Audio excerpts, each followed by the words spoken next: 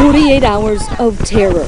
Oh my gosh, oh my gosh. Twisters ripping through the plains, sometimes two at a time. 2 tornadoes! More than 148 tornadoes reported across 7 states, spurred by a system so strong the Storm Prediction Center issued dire warnings days in advance of the storm.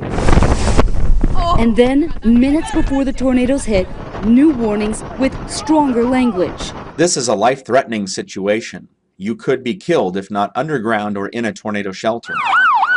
Part of a NOAA test to try to push people into action. The warnings seem to work. We had been up kind of listening because it had been bad all day long. So many scenes of remarkable devastation, but very little loss of life. When you came upstairs, what'd you see? Devastation. Just devastation. Could you believe it?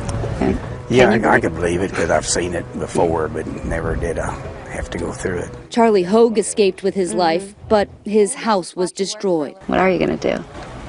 Just rebuild, I guess. Or find another home, one of the two. So. Across the street today, Paul Lord is recovering, wounded, and seeing his home for the first time since the tornado erased it, with his whole family inside. My son come out and looked, and the tornado was right there. He said, "You can't make it, let's get inside." It sucked him, or it threw him through the door and down the hallway, and it threw me out in the street. All 6 of his family members survived. This is just nuts and bolts and bricks and sticks.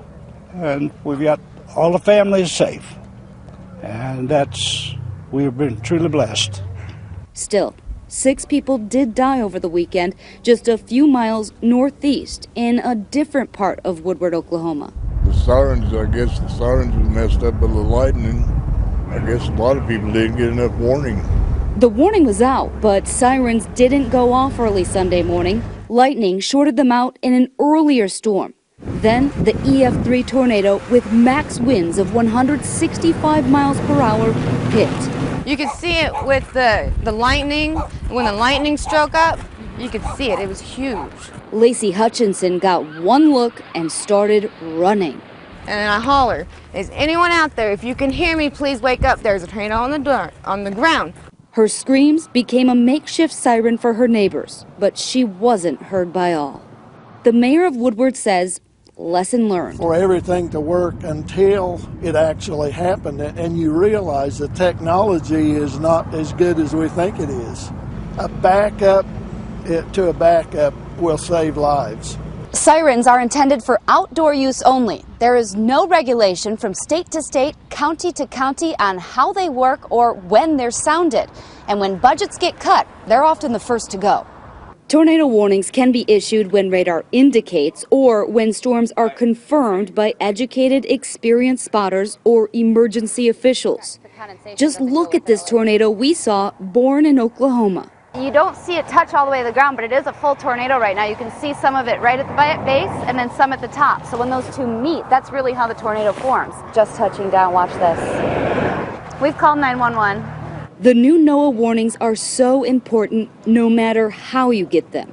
What we're attempting to do with the impact-based warnings is to communicate risk. Oftentimes people make a decision about whether they're in danger from a storm based on an experience they've had with weather in the past. Most people have never had the experience of a stronger tornado. NOAA weather radios are great, battery powered, and they'll wake you from the deepest of sleeps. But what do you do when you aren't home? Download an app that gives the NOAA radio warnings via text. You always want to have multiple ways of receiving that information and then be able to take that information, take action on it, make those decisions that ultimately could save your life. And while no one can predict the number of tornadoes that touch down or the number of homes lost, it's hoped that with the new warning language, the most important number will continue to decline, the number of lives lost. For Nightline, I'm Ginger Z.